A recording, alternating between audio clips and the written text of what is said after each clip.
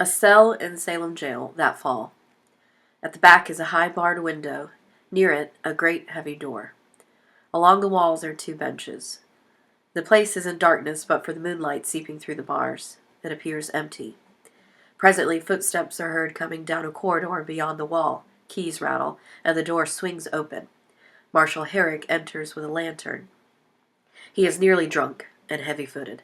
He goes to a bench and nudges a bundle of rags lying on it.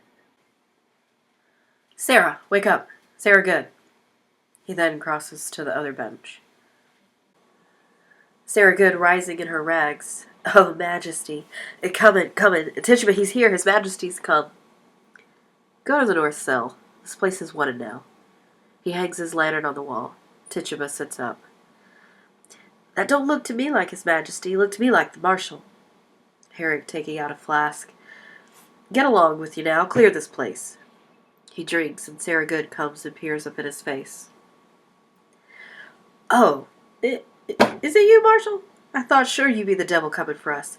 Could I have a sip of cider for me going away?" Herrick, handing her the flask. "And where are you off to, Sarah?" Tituba, as Sarah drinks. "We go to Barbados. Soon the devil gets here with the feathers and the wings." "Oh? A happy voyage to you." "A pair of bluebirds winging southerly, the 2 of us. Oh, it'd be a grand transformation, Marshal." She raises the flask to drink again. Herrick, taking the flask from her lips. "You best give me that, or you'll never rise off the ground. Come along now." "I'll speak to him for you, if he who desires to come along, Marshal." "I'd not refuse it, Tituba. It's the proper warning to fly into hell." "I would be no hell in Barbados. Devil, he'd be pleasure man in Barbados. He'd be singing and dancing in Barbados. It's you folks. You riles him up round here. It'd be too cold round here for that old boy. He'd freeze his soul in Massachusetts, but in Barbados he'd just as sweet and—" A bellowing cow is heard, and Tituba leaps up and calls to the window. "Aye, sir. That's him, Sarah." "I'm here, Majesty." They hurriedly pick up their rags as Hopkins, a guard, enters. The deputy governor's arrived. Herrick, grabbing Tituba. Come along. Tituba, resisting him. "No, he coming for me. I'm going home." Herrick, pulling her to the door. "That's not Satan. Just a poor old cow with a hat full of milk. Come along now. Out with you." Tituba, calling to the window. "Take me home, devil. Take me home." Sarah Good, following the shouting Tituba out. "Tell him I'm going, Tituba. Now you tell him Sarah Good is going too." In the corridor outside, Tituba calls on, "Take me home, devil, devil, take me home," and Hopkins' voice orders her to move on. Herrick returns and begins to push old rags and straw into a corner. Hearing footsteps, he turns and enter Danforth and Judge Hawthorne. They are in greatcoats and wear hats against the bitter cold. They are followed in by Cheever, who carries a dispatch case and a flat wooden box containing his writing materials. "Good morning, Excellency." "Where's Mr. Paris?" "I'll fetch him." He starts for the door. "Marshal," Herrick stops. "When did Reverend Hale arrive?" "It were toward midnight, I think." Danforth, suspiciously. "What is he about here?" "He goes among them that will hang, sir, and he prays with them. He sits with Goody Nurse now, and Mr. Paris with him." "Indeed. That man have no authority to enter here, Marshal. Why have you let him in?" "Why, Mr. Paris command me, sir. I cannot deny him." "Are you drunk, Marshal?" "No, sir. It is a bitter night, and I have no fire here." Danforth, containing his anger. "Fetch Mr. Paris." "Aye, sir." "There is a prodigious stench in this place." "I've only now cleared the people out for you." "Beware hard drink, Marshal." "Aye, sir." He waits an instant for further orders, but Danforth, in dissatisfaction, turns his back on him, and Herrick goes out. There is a pause. Danforth stands in thought. "Let you question Hale, Excellency. I should not be surprised he have been preaching in Andover lately." "We'll come to that. Speak nothing of Andover. Paris prays with him. That's strange." He blows on his hands, moves toward the window, and looks out. "Excellency, I wonder if it be wise to let Mr. Paris so continuously with the prisoners." Danforth turns to him, interested. "I think sometimes the man has a mad look these days." "Mad?" "I met him yesterday coming out of his house, and I bid him good morning, and he wept and went his way." I think it is not well the village sees him so unsteady. Perhaps he have some sorrow. Cheever, stamping his feet against the cold. I think it be the cows, sir. Cows? There be so many cows wandering the high roads. Now their masters are in the jails, and much disagreement who they belong to now. I know Mr. Parris be arguing with farmers all yesterday. There is great contention, sir, about the cows. Contention make him weep, sir. It were always a man that weep for contention. He turns, as do Hawthorne and Danforth, hearing someone coming up the corridor. Danforth raises his head as Parris enters. He is gaunt, frightened, and sweating in his greatcoat. Parris to Danforth instantly. Oh, good morning, sir. Thank you for coming. I beg your pardon waking you so early. Good morning, Judge Hawthorne. Reverend Hale have no right to enter this excellency a moment. He hurries back and shuts the door. Do you leave him alone with the prisoners? What's his business here? Parris, prayerfully holding up his hands. Excellency, hear me. It is a providence. Reverend Hale has returned to bring Rebecca Nurse to God. Danforth surprised. He bids her confess? Parris, sitting. Hear me. Rebecca have not given me a word this 3 months since she came, and now she sits with him and her sister and Martha Corey and 2 or 3 others, and he pleads with them, confess their crimes, and save their lives. Why, this is indeed a providence. And they soften? They soften? Not yet, but I thought to summon you, sir, that we might think on whether it be not wise to... He dares not say it. I thought to put a question, sir, and I hope you will not... Mr. Parris, be plain. What troubles you? There's news, sir, that the court must reckon with. My niece, sir, I believe she's vanished. Vanished? I had thought to advise you of it earlier in the week, but why? How long is she gone? This be the 3rd night. You see, sir, she told me she would stay a night with Mercy Lewis, and next day, when she does not return, I sent to Mr. Lewis to inquire. Mercy told him she would sleep in my house for a night. They are both gone? Parris, in fear of him. They are, sir. Danforth, alarmed. I will send a party for them. Where may they be? Excellency, I think they be aboard a ship. Danforth stands agape. My daughter tells me how she heard them speaking of ships last week, and tonight I discover my strong box is broke into. He presses his fingers against his eyes to keep back tears. Hawthorne, astonished. She have robbed you? 31 pound is gone. I am penniless. He covers his face and sobs. Mr. Parris, you are a brainless man. He walks in thought, deeply worried. Excellency, it profit nothing you should blame me. I cannot think they would run off except they fear to keep in Salem any more. He is pleading. Mark it, sir. Abigail had close knowledge of the town, and since the news of Andover is broken here, Andover is remedied. The court returns there on Friday, and will resume examinations. I am sure of it, sir. But the rumor here speaks rebellion in Andover, and there is no rebellion in Andover. I tell you what it said here, sir. Andover have thrown out the court, they say, and will have no part of witchcraft. There be a faction here, feeding on that news, and I tell you, sir, I fear there will be a riot here. Riot? Why, at every execution I have seen naught but high satisfaction in the town.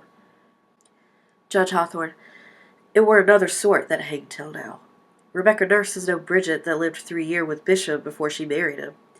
John Proctor is not Isaac Ward that drank his family to ruin. To Danforth. I would to God it were not so, Excellency, but these people have great weight yet in the town. Let Rebecca stand upon the gibbet and send up some righteous prayer, and I fear she'll wake a vengeance on you. Excellency, she is condemned a witch. The court have...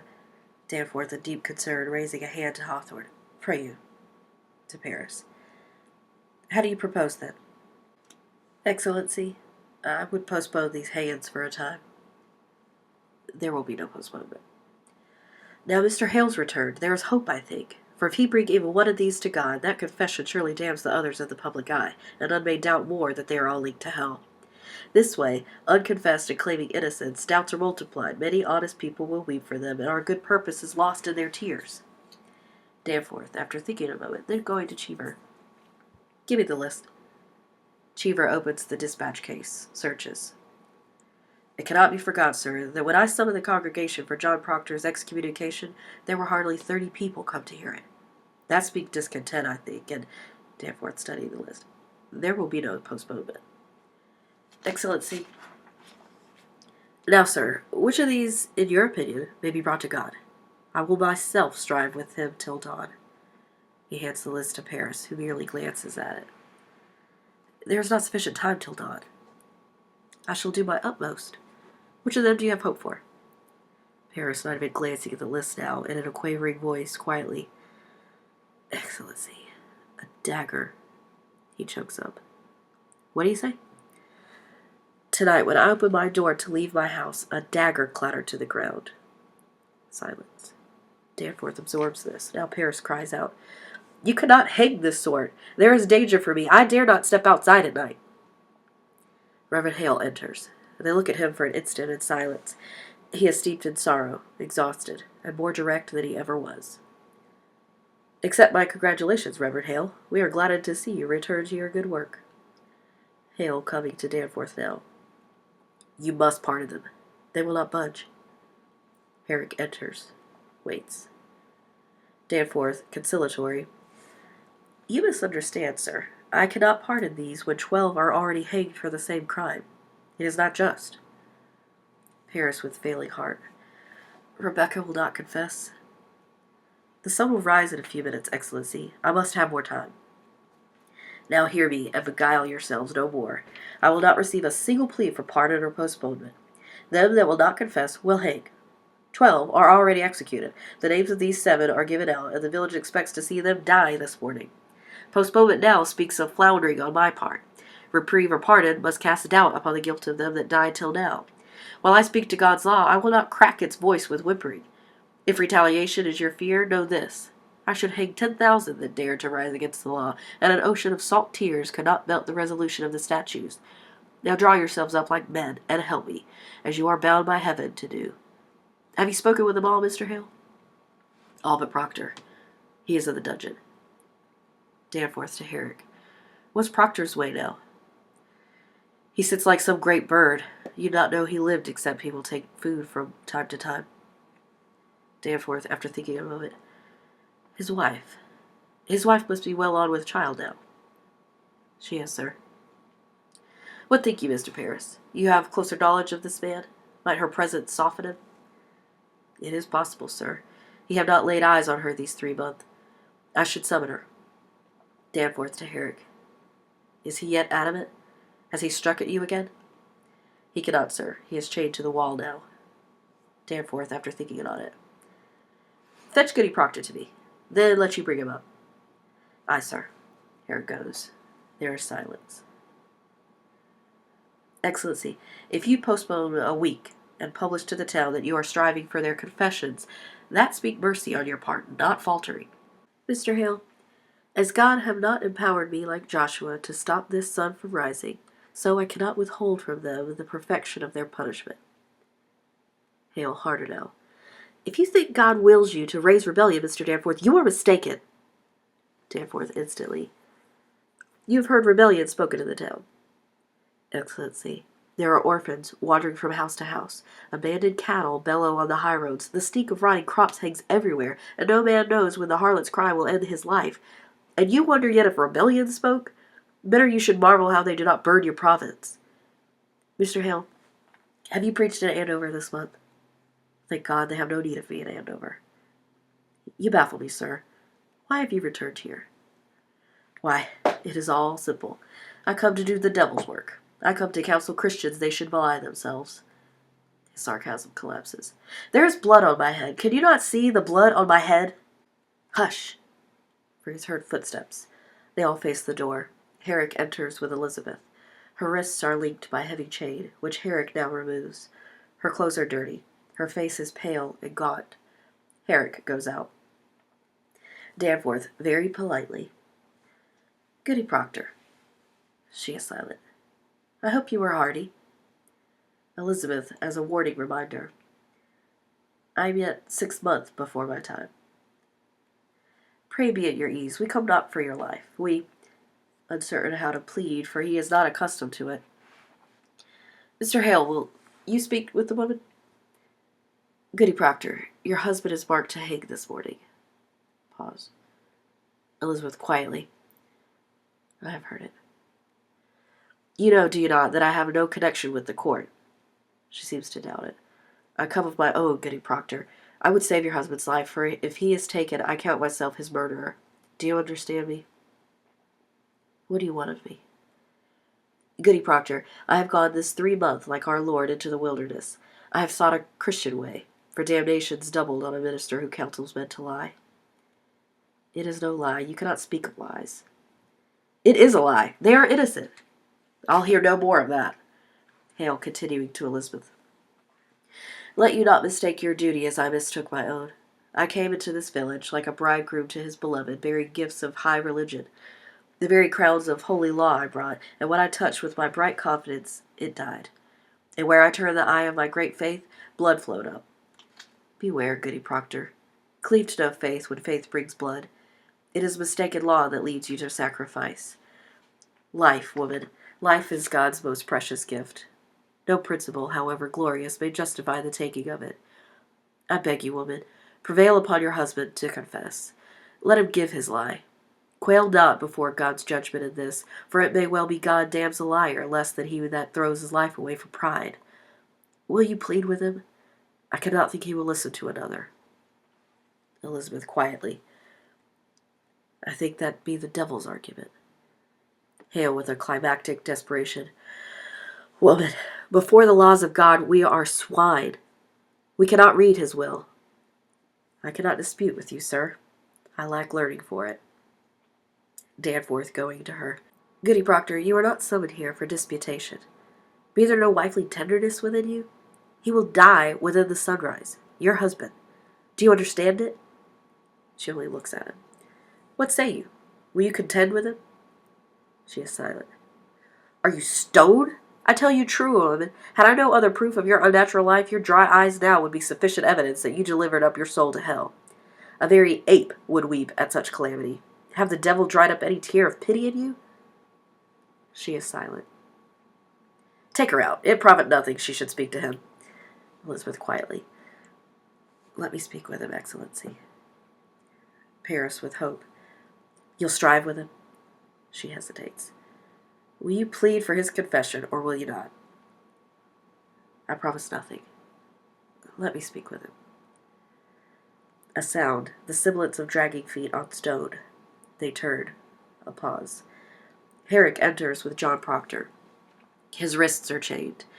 He is another man, bearded, filthy, his eyes misty as though webs had overgrown them. He halts inside the doorway, his eyes caught by the side of Elizabeth. The emotion flowing between them prevents anyone from speaking for an instant. Now Hale, visibly affected, goes to Danforth and speaks quietly. Pray, leave them, Excellency. Danforth, pressing Hale impatiently aside. Mr. Proctor, you have been notified, have you not? Proctor is silent, staring at Elizabeth. I see light in the sky, mister. Let you counsel with your wife, and may God help you turn your back on hell. Proctor is silent, staring at Elizabeth. Hale quietly. Excellency, let... Danforth brushes past Hale and walks out. Hale follows.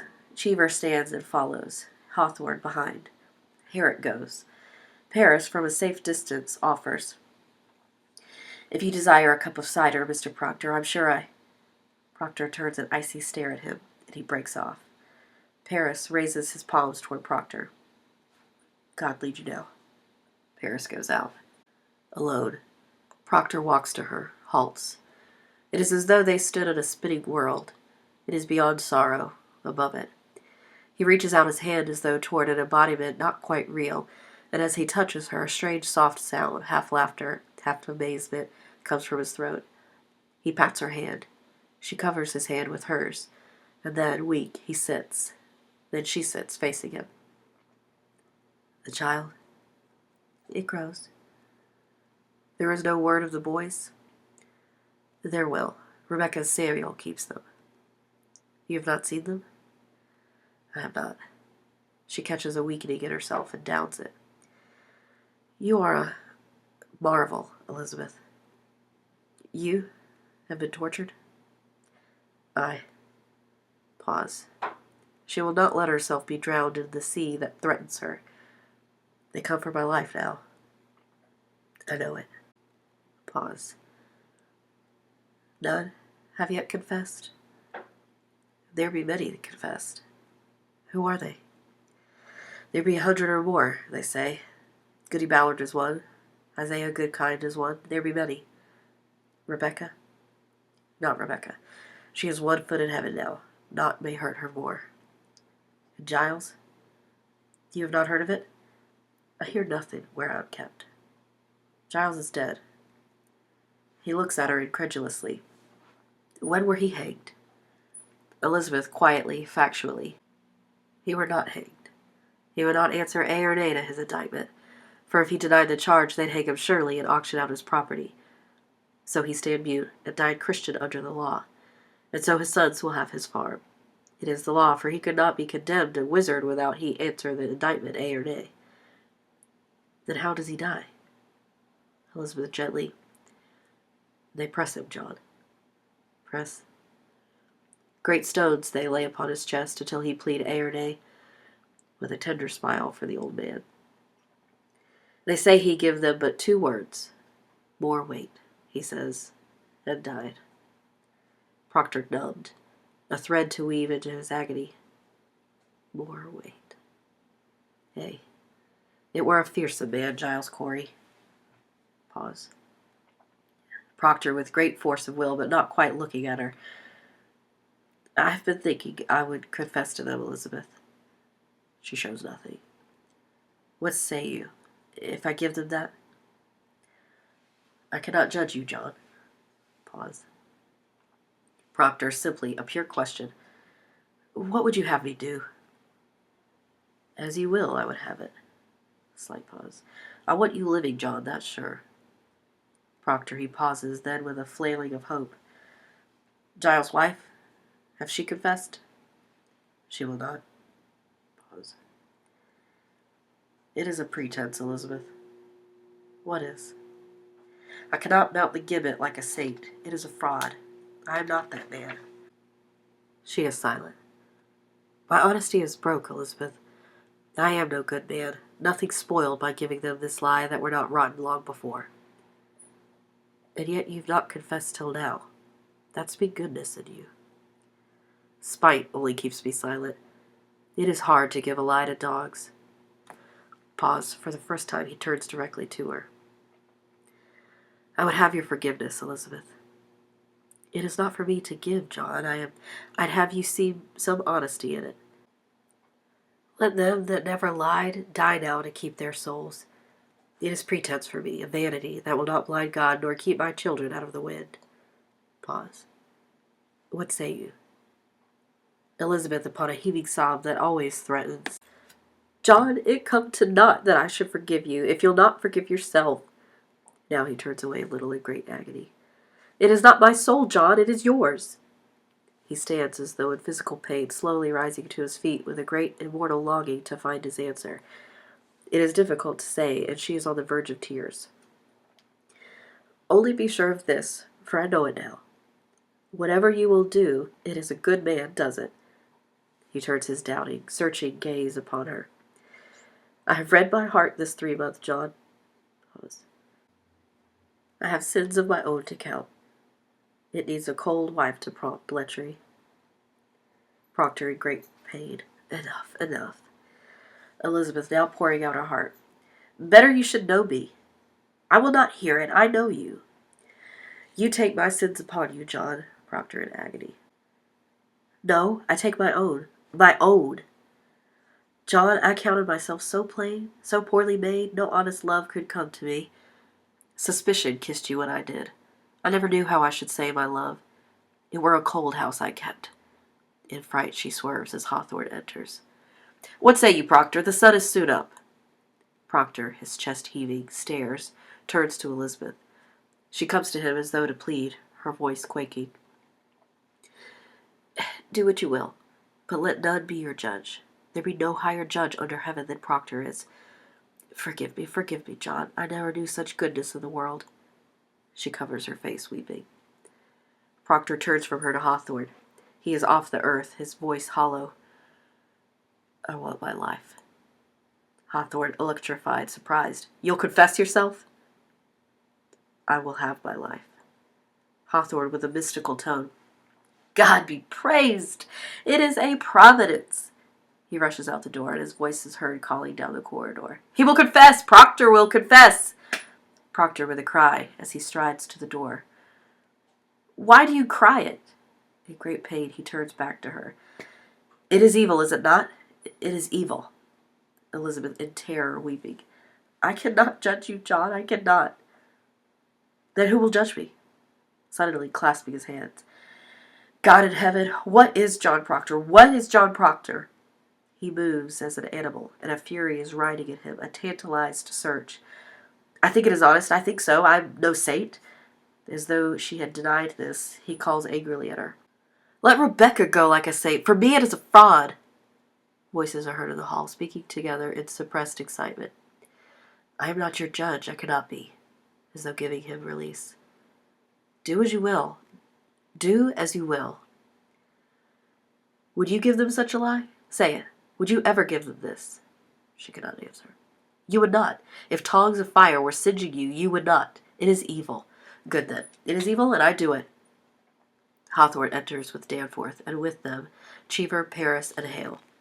It is a businesslike, rapid entrance, as though the ice had been broken. Danforth, with great relief and gratitude. Praise to God, man, praise to God. You shall be blessed in heaven for this. Cheever has hurried to the bench with pen, ink, and paper. Proctor watches it. Now then, let us have it. Are you ready, Mr. Cheever? Proctor with a cold, cold horror at their efficiency. Why must it be written? Why, for the good instruction of the village, mister.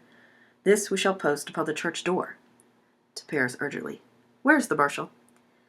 Paris, he runs to the door and calls down the corridor. Marshal, hurry! Now, then, mister, will you speak slowly and directly to the point, for Mr. Cheever's sake? He is on record now, and is really dictating to Cheever, who writes, Mr. Proctor, have you seen the devil in your life? Proctor's jaws lock. Come, man, there is light in the sky. The town waits at the scaffold. I would give out this news. Did you see the devil? I did. Praise God. And when he comes to you, what were his demand? Proctor is silent. Danforth helps. Did he bid you do his work upon the earth? He did. And you bound yourself to his service? Danforth turns as Rebecca Nurse enters, with Herrick helping to support her. She is barely able to walk. Come in, woman. Rebecca, brightening as she sees Proctor. Ah, John, you are well then, eh? Proctor turns his face to the wall. Courage, man, courage. Let her witness your good example that she may come to God herself. Now hear it, goody nurse. Say on, Mr. Proctor. Did you bind yourself to the devil's service? Rebecca, astonished. Why, John? Proctor, through his teeth, his face turned for Rebecca. I did. Now, woman, you surely see it profit nothing to keep this conspiracy any further. Will you confess yourself with him? Oh, John, God send his mercy on you. I say, will you confess yourself, goody nurse? Why, it is a lie. It is a lie. How may I damn myself? I cannot. I cannot. Mr. Proctor, when the devil came to you, did you see Rebecca Nurse in his company? Proctor is silent. Come, man, take courage. Did you ever see her with the devil? Proctor, almost inaudibly. No. Danforth, now sensing trouble, glances at John and goes to the table and picks up a sheet, the list of condemned. Did you ever see her sister, Mary Easty, with the devil? No, I did not. Danforth, his eyes narrow on Proctor. Did you ever see Martha Corey with the devil? I did not.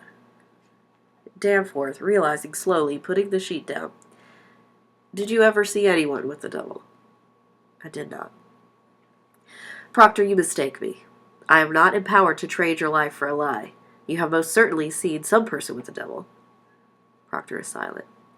Mr. Proctor, a score of people have already testified they saw this woman with the devil.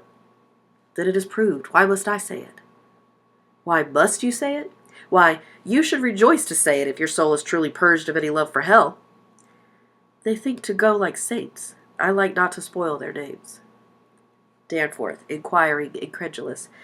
Mr. Proctor, Do you think they go like saints? Proctor evading. This woman never thought she'd done the devil's work.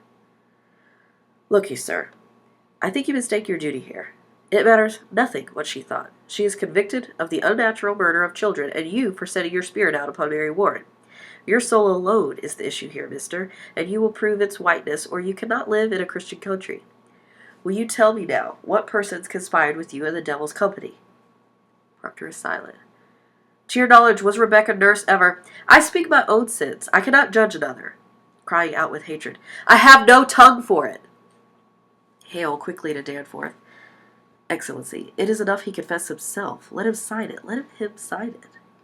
Paris feverishly. It is a great service, sir. It is a weighty name. It will strike the village that Proctor confess. I beg you, let him sign it. The sun is up, Excellency. Danforth, he considers, then, with dissatisfaction. Come, then, sign your testimony. To Cheever. Give it to him. Cheever goes to Proctor, the confession and a pen in hand. Proctor does not look at it. Come, man, sign it. Proctor, after glancing at the confession. You have all witnessed it. It is enough. You will not sign it? You have all witnessed it. What more is needed? Do you sport with me? You will sign your name, or it is no confession, mister.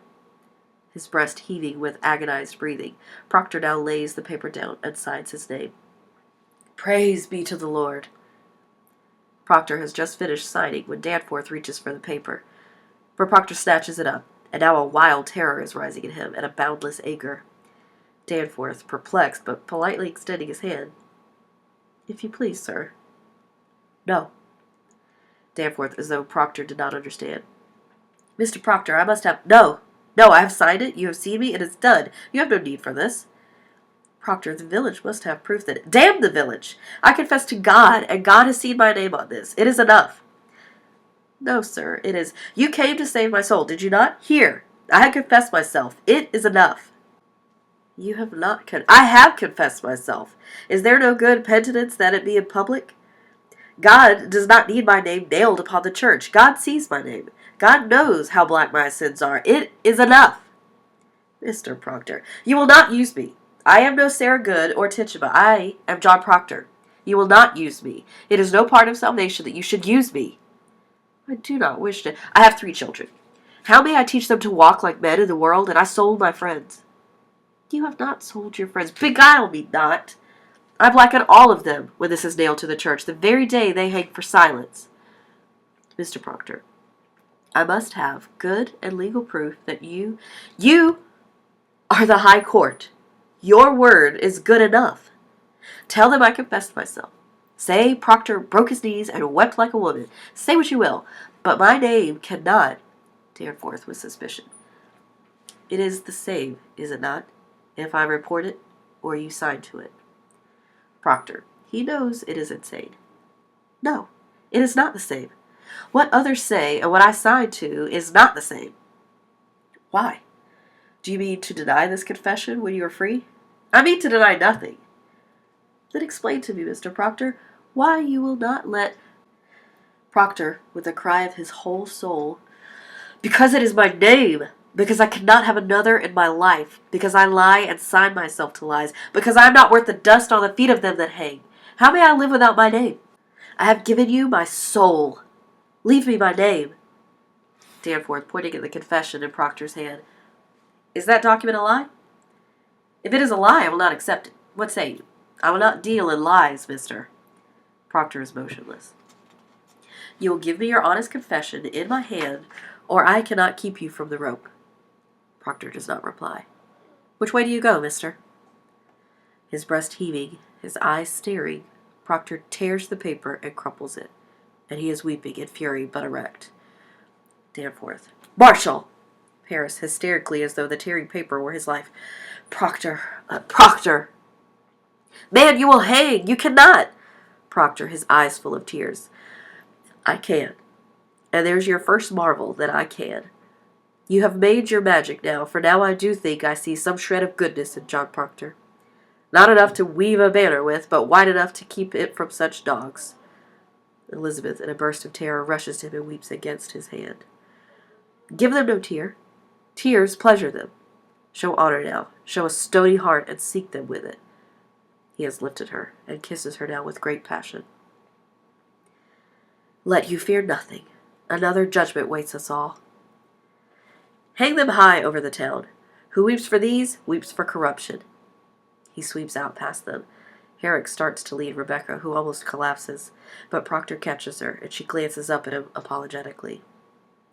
I've had no breakfast. Come, man. Herrick escorts them out, Hawthorne and Cheever behind them. Elizabeth stands staring at the empty doorway. Paris, in deadly fear to Elizabeth. Go to him, goody Proctor. There is yet time.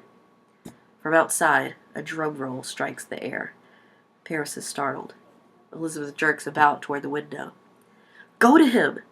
He rushes out the door as though to hold back his fate. Proctor! Proctor! Again, a short burst of drums. Woman, plead with him. He starts to rush out the door, then goes back to her. Woman! It is pride! It is vanity! She avoids his eyes and moves to the window. He drops to his knees. Be his helper. What profit him to bleed? Shall the dust praise him? Shall the worms declare his truth? Go to him. Take his shame away. Elizabeth, supporting herself against collapse, grips the bars of the window, and with a cry, He have his goodness now. God forbid I take it from him. The final drum roll crashes, then heightens violently. Hale weeps in frantic prayer, and the new sun is pouring in upon her face, and the drums rattle like bones in the morning air. The curtain falls.